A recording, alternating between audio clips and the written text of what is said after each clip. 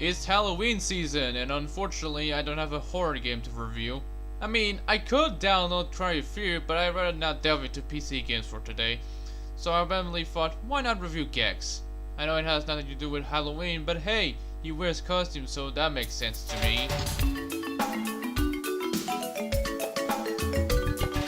Why am I reviewing Gex 3 instead of 1 or 2? Well, here's your answer. Gex was one of those post-Sonic animal mascots that tried to be hip with the kids, and Crystal Dynamics made him a wisecracking gecko who's addicted to TV and spews pop culture references. It had some success after its debut on the 3DO, spawning 2 sequels, and that's it. There was gonna be a sequel for the PS2, but unfortunately it was cancelled. But anyways, Deep Cover Gecko is the third game in the series by Crystal Dynamics and Eidos, released in 1999 for the PlayStation and Nintendo 64. That doesn't count! I really despise the cover.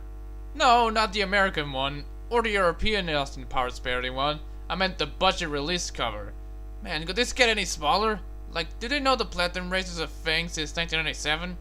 Oh, I get it, it's because it didn't sell over the required copies, I guess. Wait, no, it did! What? It says it was shipped in 2000, so it should have had the Platinum treatment. Instead, I have this construction pattern cheapo Eidos Ricochet project release, which doesn't feel the same to me. Fuck me, I didn't even start the game already. Why is the language selector creepy? There's no music or sounds in it. And then the fucking Eidos logo comes out of nowhere. Ah! So the story begins with Gex watching the news, which tells that Agent Extra is missing, and then Extra dampers the signal telling him that she's been kidnapped by Raz. How did she manage to talk to Gex when she's kidnapped? And does his TV even have a microphone? I'm questioning the video game when you play as a gecko, am I? Agent Extra is played by Marlise Andrade, who was a Playboy bunny at one point. I feel a disturbance in the force. Or is it my underpants? By the way, I'm playing the European version, so that's why Gex and the newscaster sound different. In Europe, Gex's voice would change on every iteration. First it was Dana Gold, then it was Leslie Phillips, and in Gex 3, it's voiced by Danny John Jules, who may know him as Cat from Dread Dwarf. In America, I don't have voiced Gex in all the games, so I tend to find the European versions better. So you teleport into the media dimension, where you can either get to know the controls or jump right into the Christmas level. All aboard, please, all aboard! Each level has 4 remotes there, 3 objective ones, and another if you get 100 flies.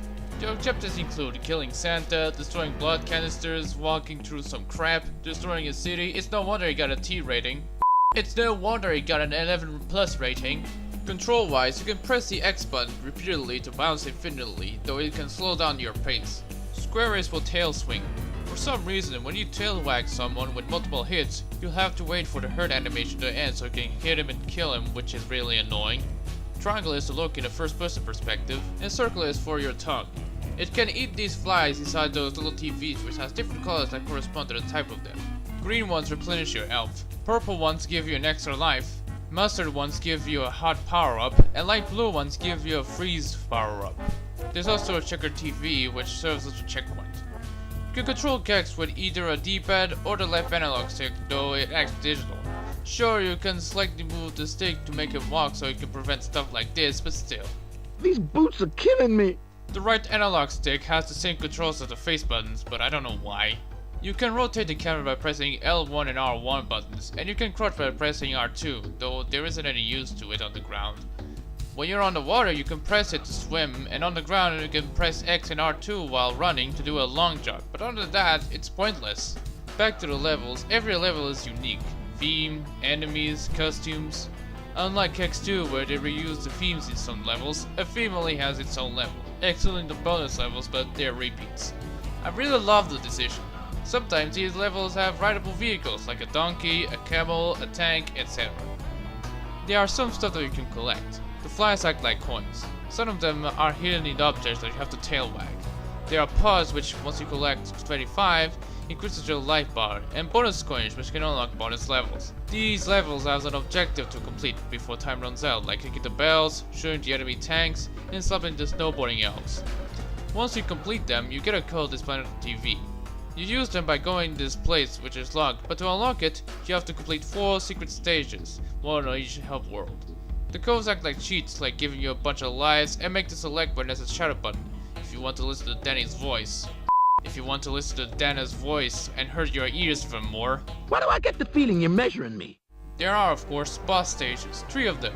There's no boss level in the mission control hub, which is weird. Once you have 5 remotes, a keycard spawns in the middle of it. The first stage is you against fake Steve Austin, the real one is bald. All you do is tail wag a few times and boom, done. Pfft, please. I find killing Santa much harder than this. Then next is the Wizard of Oz. The Lizard of Oz, fucking puns. Unlike the first one, you have to wait for the cannon to appear to shoot the brain. This one is a bit better. The final boss stage has a level before the boss, which is much better to be honest. How come the previous boss stages don't have that? Before going in, you have to destroy the 3 generators to open the doors. You figure out the rest. I always feel so safe in a Volvo. Gex is like a time capsule. He looks like an electric cable and he seems annoying a few times. He spews whatever he has to say, depending on the theme, objects, enemies, and when he eats a fly or swings his tail.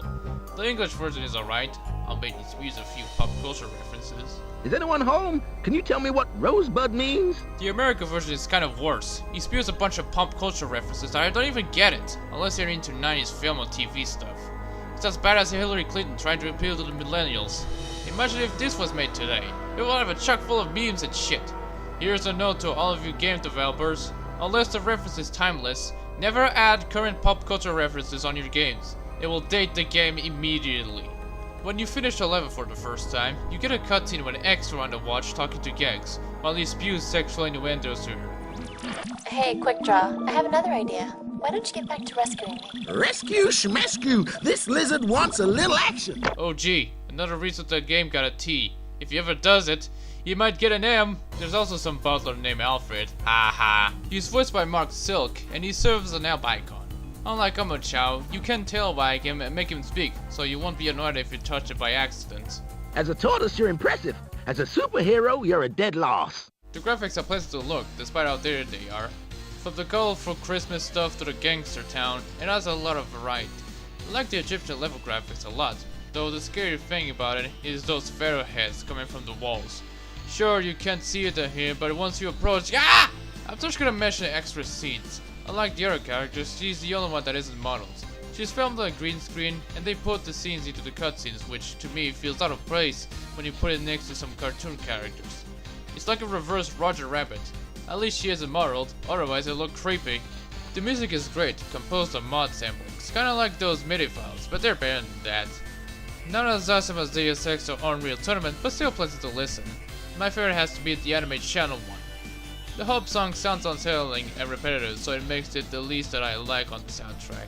Kinda creepy. So that was Deep Cover Gecko. It's a great game. While it is really dated, especially the pop culture references, it is a fun game that you can pick up and play.